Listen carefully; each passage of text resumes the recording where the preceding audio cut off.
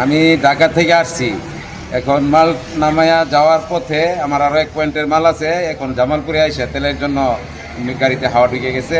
এখন তো এই যে পাম্পে এসে ওনাদেরকে বলতেছি যে লুজ 1-2 লিটার তেল হইলো আমার দেয়, হাওয়াটা ছিল এই পরিস্থিতি।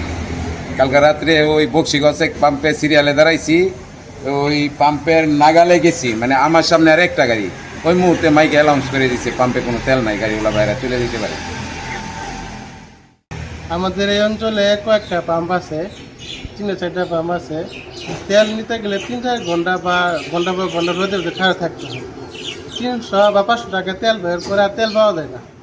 আসলে এইভাবে চাকরি করা যায় না।